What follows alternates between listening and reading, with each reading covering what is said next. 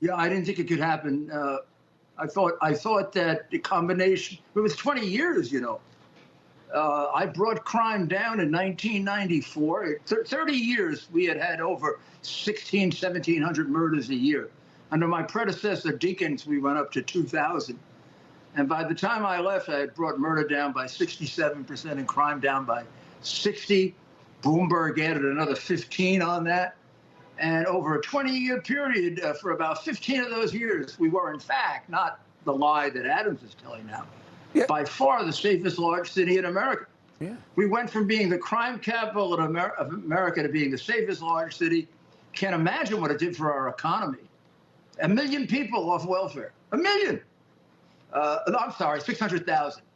600,000 off welfare, 500,000 with jobs because I instituted workfare. I mean, and then my predecessor, my successor carried it on. We didn't start returning until we elected a communist, de Blasio. In fact, we went 20 years without riots until Democrats came back. I had no riots. I inherited a city that had 5 riots, 3 major ones. I didn't even have I didn't even have protests that were challenging me because okay, they were afraid of me. As they should be. Allow me to jump in. Let me jump in. So prior to Mayor Rudy Giuliani, he was a prosecutor prior to becoming mayor.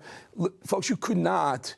There were places in New York you just couldn't go. You couldn't go. I mean, Times Square was one of them. You could not walk into Times Square as a father or as a family or even as a single person, young guy, I was in my 20s, you couldn't walk into Times Square. You get 100%. Assaulted, you get beaten up, you might be killed, you'd be assaulted in a gas station, they'd steal money from you, and you cleaned it up, Mr. Mayor, it was great. Here's my question. We had strategies, we had strategies for everything. You backed the cops. You got behind NYPD, and that was what it took. Doesn't feel like that's the case anymore. Yeah, well, I mean, they believe that the police quite correctly believe that all of these rotten, crooked politicians will walk out on them in a moment's notice and turn their back on them. I mean, they know Adams. Adams wasn't really a cop. He was a racial activist. I can't even remember an arrest that he made or a crime program that he ever instituted. And when I do my radio show and I give him ways to reduce these crimes, it looks like I'm talking to a 5-year-old.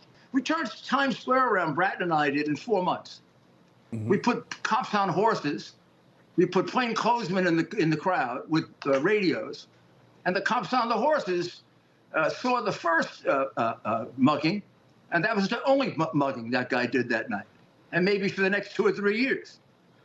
They also changed all the laws. For example, that police officer that died, Officer Diller, it broke my heart. Had I been mayor or Bloomberg, that man would be alive. He'd be alive in 40 different states that don't have laws like we have. No 3 strikes and you're out. No career criminal bill.